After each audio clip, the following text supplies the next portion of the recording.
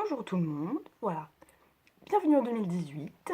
C'est donc la première vidéo de 2018 et j'espère que tout le monde va bien. J'espère que tout le monde a pris les éternelles résolutions de mieux manger, faire plus de sport, économiser son argent, etc. N'est-ce pas, on le fait tous. Et donc là, je vais vous faire le point lecture donc sur décembre 2017. Donc ce que j'ai pu lire, je suis plutôt contente parce que j'ai lu beaucoup plus que les 2 livres que je m'étais fixés. Et j'ai eu plus de temps que prévu. Et donc on commence tout de suite. Voilà. Donc là où je vous en avais laissé la dernière fois, donc j'étais en train de terminer Captive de Margaret Atwood, qui, comme prévu, c'était un peu un pétard mouillé. Voilà, le début commençait plutôt bien, après ça traîne en longueur et le, la grande fin, la grande explosion finale, franchement ça vaut pas le coup du tout. C'était pas...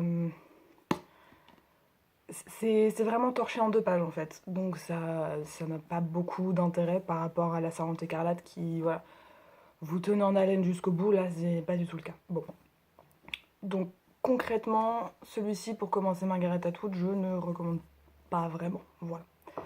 Ensuite, je m'étais fixé la vérité sur l'affaire Harry Kéber.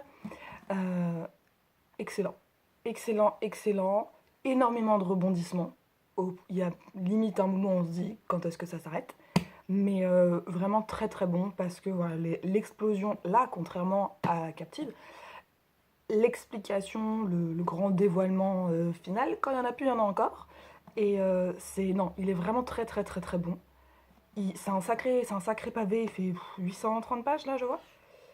850, 5 pages. Aucun souci, allez-y, ça passe crème.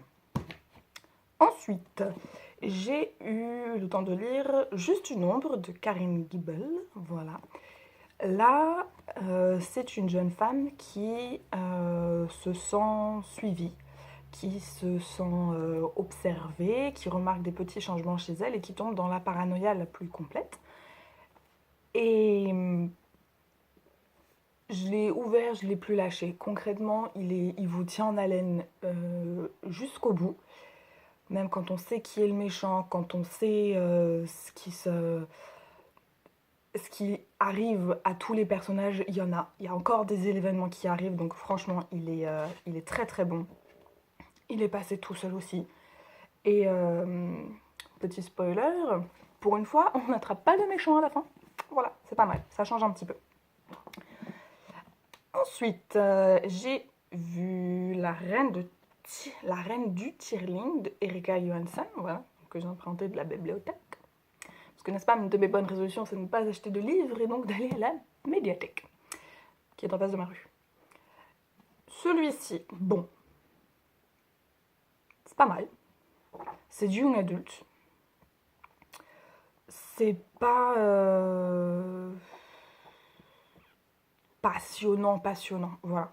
C'est un peu toujours, c'est des éléments un petit peu comme en young adulte, donc une jeune femme sortie nulle part, qui tout d'un coup va devenir reine, elle doit faire face, il y a des méchants, il y a des gens qui l'aiment pas, il faut qu'elle trouve des amis, bla, ok.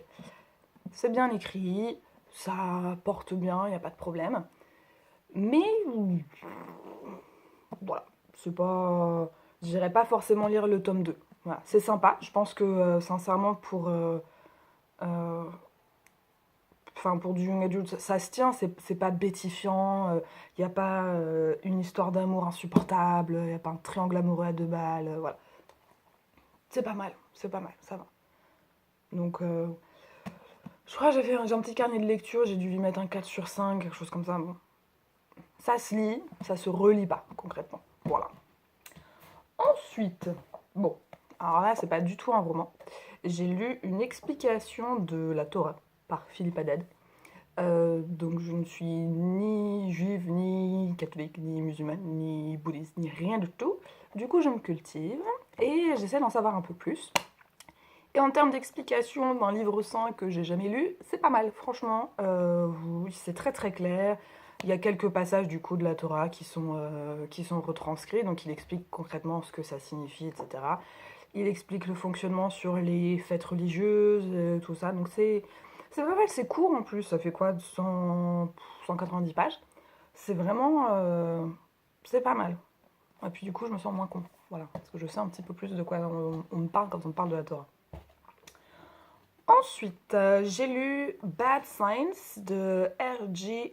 Ellory en anglais.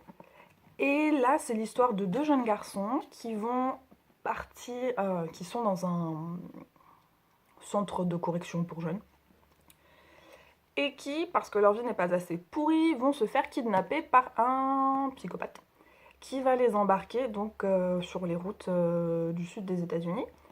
Donc, ce sont deux demi-frères, Digger et Clarence, Elliot, je ne sais plus. Digger est un psychopathe qui, sous l'impulsion de cet autre psychopathe qui les kidnappe, lui se découvre, voilà, il se découvre une nouvelle vie, il est content, il tue tout le monde. Donc c'est pas mal, ça traîne un petit peu en longueur, mais c'est vraiment pas mal.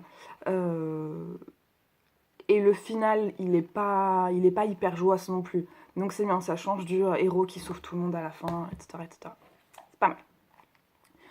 Ensuite, pour me remettre à l'italien, j'ai lu les Lettere Anonime, qui sont commencé de petites nouvelles, voilà, toutes petites, toutes courtes. Donc c'est pas mal parce qu'en fait, dans ces éditions-là, vous avez des explications grammaticales et vocabulastiques en italien. Donc ce serait très chouette.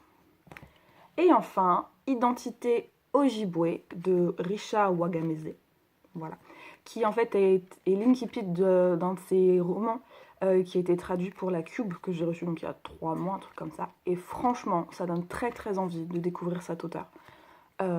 C'est très très bon. Voilà. Bah écoutez, bonne année tout le monde, et puis à tout bientôt.